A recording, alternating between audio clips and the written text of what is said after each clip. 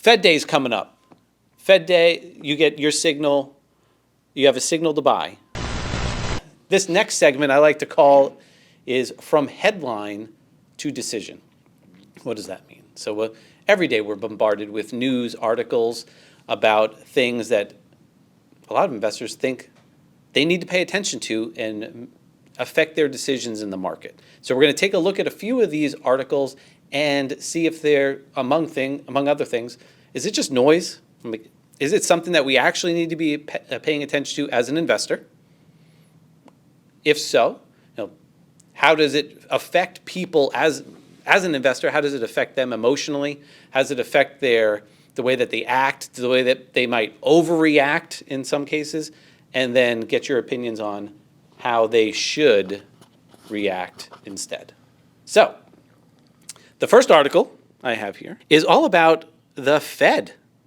The Fed and interest rates. This is probably one of the biggest things that we hear in our coaching groups. People are saying, oh, what is the Fed going to do? Are they going to raise rates, lower rates, fight inflation, not fight inflation? And it's like always a decision or a thing going on with investors on what's going to happen. So this article came out about a week ago. This one where the Fed chair was testifying in front of Congress, and he had said, Warsh says the Fed has no tolerance for high inflation, but he provides no hints on what the next move will be. All right, so we're sitting there as an investor. And I'm going to go to you first, Todd. Is that all right? Sure. First one is for Todd. How do you coach investors through this? So you got the uncertainty about what's going on with interest rates. You've got just interest rate decisions in general, uncertainty about what's happening. How do you coach investors through this? And how much do interest rates affect someone's portfolio decisions? So the kind of the foundational premise here is trying to separate narrative noise from the impactful actual real data, right? So Fed decision day is always a very volatile day, right? Because it is impacting particularly the valuation of the stock market moving forward. So in periods of rising interest rates, that has a negative effect on valuations, and therefore growth stocks whose potential is further out in the future get more heavily discounted, and that really crushes like the AI trade where we're all betting on a future that's a ways away. So there's two aspects to it. There's a strategic aspect to it, right? So in a period of or in an environment of rising interest rates, then yeah, you may even see cyclical change from a growth environment to a risk-off, more safety approach. And so you want to be aware of those changing tides and stop chasing into a rising interest rate environment, those kinds of growth stocks. So strategically, that would be the change. Ultimately, though, it comes down to some of the things we've already been talking about is if I'm looking at a company that is properly valued, I like the prospects, I like the company, whether it's for a trade or an investment, is the market rising? Does the company actually have any fundamental strength? Are those trends all still going in the right direction, right? So when you get to a tactical basis, I still need the underpinnings of my process to be in place and try to turn down the volume on the narratives because there's a lot of competition. Remember, the industry relies on narrative to generate movement because that's where their money is made, right? Assets under management and flows. So the more they can drive that, the more clicks, the more eyeballs, great, but that doesn't serve us as investors very well, which is kind of the heartbeat of VectorVest is let's get to the data and find out what the truth is in the data because they can tell you all kinds of stuff. Well, before I was going to ask Steve a question. Can I ask you a follow-up here? Sure. As the retirement investor coach, there an event that market swings during that specific day quite a bit. Do you coach either the successful investors or the retirees do they have to take any kind of action on these days, or is it just something that they just let come and go? So this should be baked into your process, right? You want to give some thought to how you're going to manage the portfolio before you get there to the inflection point. But generally speaking, there's two ways to ride out volatile events, or even periods for that matter. One is to trade with a looser stop, a broader tolerance to absorb some of that volatility. And that's typically what you'd see an investor do, because they're invested in companies that are fundamentally sound, that have constant or persistent demand for them. The other choice is to go short or tight, right? Trade tight stops and be much more actively traded, try to reduce the drawdown in the position and therefore to the portfolio. But of course, you're going to see more churn in the portfolio, so there's a trade-off for both of those decisions. If you do the former and try to hold out the volatility, when and if you finally do get stopped out, you're obviously going to have a bigger drawdown on the trade and on the portfolio. So we got to mix those or balance those two divergent interests based on who you are, what are your objectives, what's your temperament, what's your tolerance for risk and for loss. That all gets resolved before you get in the situation. If you wait to respond to your anxious moment, you will make a mistake. Almost guaranteed. Well, let me swing it to the other side of the fence over here. Mr. Chappell. Yes. All right. Two questions. One, I wanted you to have the same take, but from since you're the swing trading coach, do interest rates, do they affect you differently in these shorter term trades? I would say so. I would say that they would have a larger impact when you're thinking in terms of trading, because you have a shorter time horizon.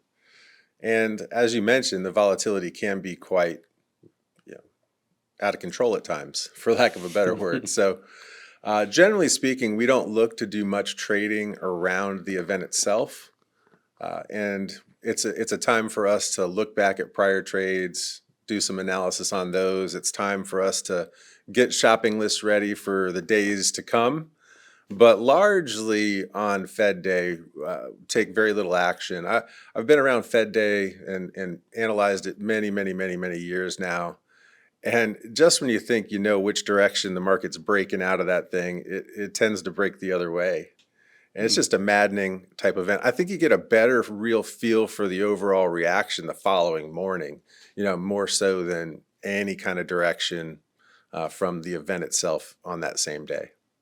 All right. So would you say that we've got this uncertain? Now that's on the day. Mm-hmm. So let's give the investors out there, if they're seeing this uncertain environment, like I don't know what we've got a Fed decision again coming up soon. Yeah, are they going to raise? Are they going to lower? What's going on there? Yeah. But what should an investor, whether it be swing trader or longer term investor, what should they be looking at? Is there something that we as in VectorVest actually provide them, or what should they be looking at to help them make a better decision? Yeah, so it's a great question. And I think from a 30,000-foot view of things, you really want to focus on not one thing in isolation, but really three.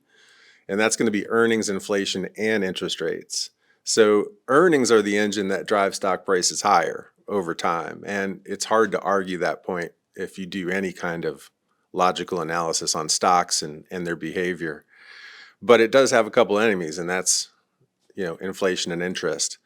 And so it reminds me of a great little chapter. I can't remember the chapter name in the little green book that Dr. DeLito wrote many years ago and recently revised, maybe a couple years ago.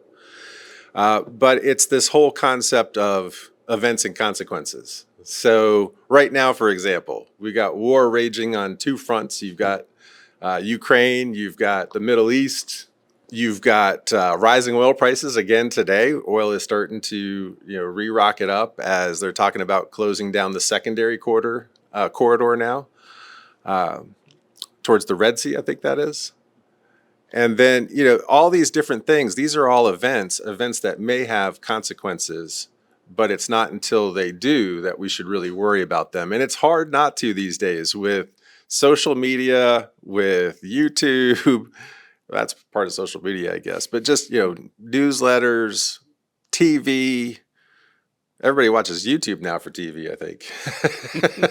You know, there's just so much noise coming at you every single day that it's really hard to cut through it. But at VectorVest, we analyze all these things and we classify the market, whether we're bull or bear. And right now, you know, we're in a case for a bull market scenario where we may be approaching the end. Time will tell. But, you know, as of today, earnings are still rising. And that's the, you know, we look at the S&P 500 and we look at the upcoming couple of years, and we also look at some trailing data. But we're really looking at earnings to see where they're going, not where they are today. Where will they be a year from now? And as long as those estimates continue to be higher, I think we're in a little bit better place even still than most people realize. There are some challenges out there, but not until they really begin to affect the data I just mentioned should we care about it. All right. I'm going to challenge you guys. You ready? You all have rules that you follow to enter and exit a trade. Different rules. Like you guys use more of a shorter term, we call it primary wave, to say when to get into the market, and some other indicators like a DTI and such. More of a green light, which is still not like super conservative, but not super quick, but a signal that we use. I'll say it's more prudent of an entry. Fed Day is coming up. Fed Day, you get your signal, you have a signal to buy, a market signal. You know Fed Day is that day. Are you buying that day? Typically, no. Same. Typically, no. No. All right. It'd be the same thing with an earnings announcement, Yes. right? Why am I going to put my head in the buzzsaw, right? I know it's going to be a volatile event or a volatile day. Why would I throw probabilities out the window and just take a gamble on whether or not it's going to be a good day for the stock? Just wait. Perfect. And we always like to look for follow through anyway. So if in the case of today's my signal day, naturally I'm going to wait for the next day to make sure that the signal actually has a little bit more weight to it. The whole sort of concept of one day does not a trend make, or one day does not a signal really give. I feel so much better about the following day from a signal than I do about the signal day itself. Yeah, especially in that Fed Day. They get a big move to like 2 o'clock leading in, right after it, and then it seems there's a reversal. And That's called a press conference. So is that a trap people fall into? Like they're like, oh, they see the initial move and they jump on board, and then there's like they overreact to the initial move. Yes.